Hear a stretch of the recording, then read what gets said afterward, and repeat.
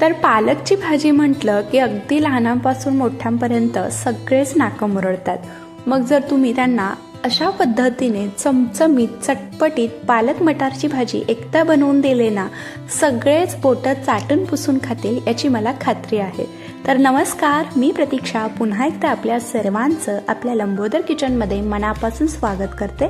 तर आज मी तुमच्यासाठी घेऊन आले चमचमीत अशी पालकाच्या भाजीची रेसिपी. बनवायला अगदी सोपी आहे, झटपट तयार होते आणि चवीला म्हटलं तर कमाल लागते. तर चला तर मग आता सुरुवात करूया. तर पालकची भाजी बनवण्यासाठी इथे मी एक जुडी पालकाची घेतले. तर पालक स्वच्छ धुवून यामधलं संपूर्ण पाणी निथळून घ्यायचं आहे. तर पालक हा पोषक तत्वांचा खजिना मानला जातो. यामध्ये भरपूर प्रमाणात विटॅमिन ए, सी, कॅल्शियम आणि लोह असल्यामुळे हे एक शरीरासाठी उत्तम भाजी मानली जाते. तर इथे बघा, मी पालक जो आहे तो छान असा बारीक चिरून घेतलाय. तर आता हा जो पालक आहे तो आपण शिजवून घेऊया. तर त्यासाठी एका कढईमध्ये आपल्याला हा पालक घालायचा आहे. तर यामध्ये अजिबात फोडणी द्यायची गरज नाही किंवा तेल देखील घालायची गरज नाही. असाच आपण हा पालक शिजवून घेणार आहोत. तर आता पालकचा जो रंग आहे तो असाच टिकून राहण्यासाठी आणि पालकची चव अजून दुप्पट करण्यासाठी यामध्ये मी अगदी पाव चमचा मीठ घालते. त्याचबरोबर अगदी पाव कप इतकं पाणी घालायचं आहे. पाणी जास्त नाही घालायचं कारण पालक अगदी पटकन शिजतो. तर आता 1-2 मिनटं आपण असंच लो टू मिडियम गॅसवरती पालक परतून घ्यायचं आहे. तर जसजसं आपण पालक परतून घेऊ तसं याचं प्रमाण कमी होतं, तुम्ही बघू शकताय. तर आता यावरती झाकण ठेवून पालक मऊ शिजेपर्यंत आपल्याला शिजवून घ्यायचं आहे. तर इथे बघा, 1-2 ते 3 मिनिटांमध्येच पालक जो आहे तो अगदी छान मऊ शिजला गेलाय. तर तुम्हाला मी दाखवते देखील बघा. तर याचा देठाकडचा भाग बघायचा, अगदी छान मऊ शिजला गेलाय. तर असाच आपल्याला हा पालक शिजवून घ्यायचा. तर आता लगेच आपण ही जी कढई आहे ती खाली उतरवून घेऊया. तर इथे मी कढई खाली उतरवून घेतले. आता भाजीला छान एकसंधपणा येण्यासाठी आणि छान अगदी चविष्ट होण्यासाठी यामध्ये मी अगदी 1 ते 1.5 चमचा बेसन घालते.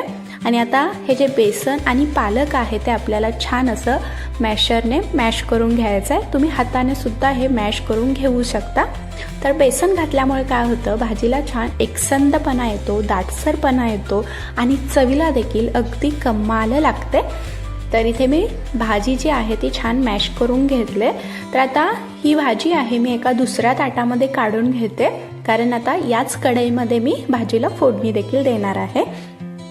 तर याच कढईमध्ये मी अगदी थोडंसं पाणी घातले, जेणेकरून कढईला जी काही भाजी चिकटलेली होती ती देखील यामध्येच जाईल.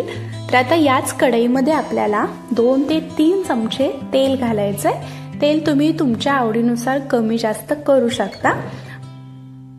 तर तेल चांगलं गरम करून घ्यायचं आणि तेल गरम झालं की यामध्ये 1 छोटा चमचा जिरे घालू. जिरे चांगले फुलू द्यायचे, म्हणजे फोडणीमध्ये फ्लेवर खूप मस्त लागतो. त्याचबरोबर अगदी चिमूटभर हिंग घालायचं. तर त्याचबरोबर इथे मी एक मध्यम आकाराचा कांदा बारीक चिरलेला घातलेला आहे.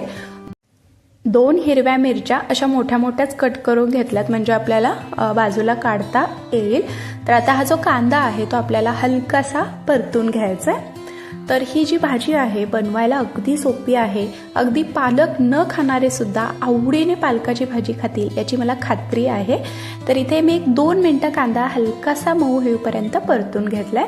आता यामध्ये आपल्याला 5 ते 6 ठेचलेल्या लसणाच्या पाकळ्या घालायच्या आहेत आणि लसूण फक्त अर्धा मिनिटच कांद्यासोबत परतून घ्यायचा.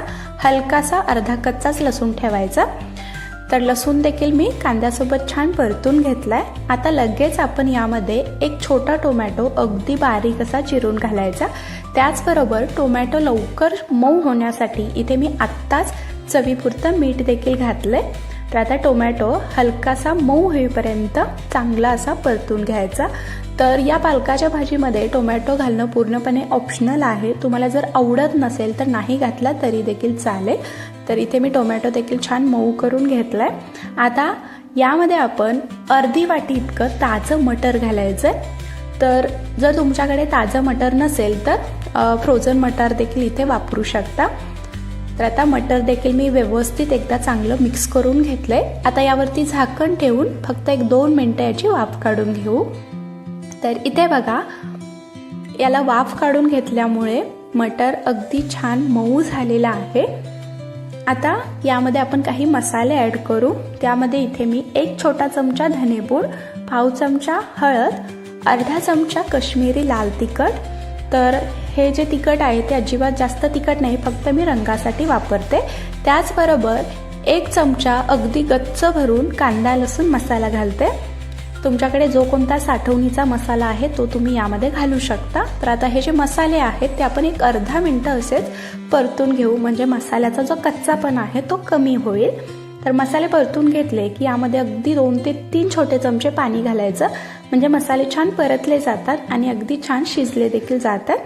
तर हे एकदा चांगलं मिक्स करून घ्यायचं आणि अगदी तेल सुटेपर्यंत हे शिजवून घ्यायचं. तर इथे बघा, यामधलं संपूर्ण पाणी आटलेलं आहे आणि अगदी छान तेल देखील सुटलं गेलंय.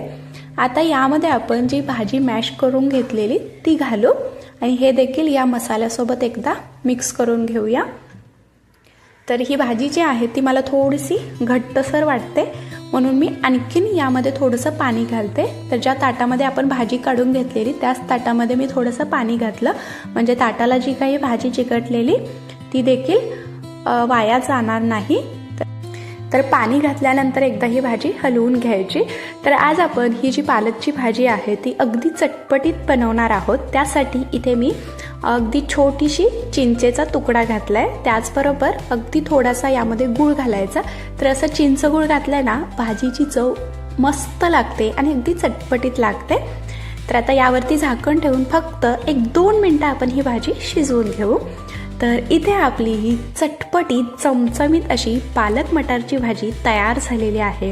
काय रंग सुरेख आलाय, परफेक्टच टेक्स्चर आलंय आणि मटार घातल्यामुळे ना ह्या भाजीची चव अजून दुप्पट झाले. तर अगदी पालक न खाणारे सुद्धा आवडीने ही भाजी खातील.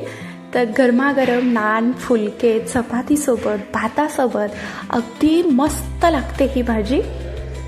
तर आता ही गरमागरम भाजी आपण एका प्लेटमध्ये सर्व करूया. तुम्हाला जर माझ्याकडून अजून कोणत्या रेसिपीज पाहायला आवडत असेल तर प्लीज कमेंटमध्ये कळवा. त्या देखील रेसिपी मी तुमच्यासोबत नक्कीच शेअर करेल. आणि या पद्धतीने ही पालक मटारची भाजी एकदा करून बघा आणि कमेंटमध्ये कळवा कशी झाली ते. तर व्हिडिओ आवडला असेल तर लाईक करा, चॅनलला सबस्क्राईब करा. धन्यवाद.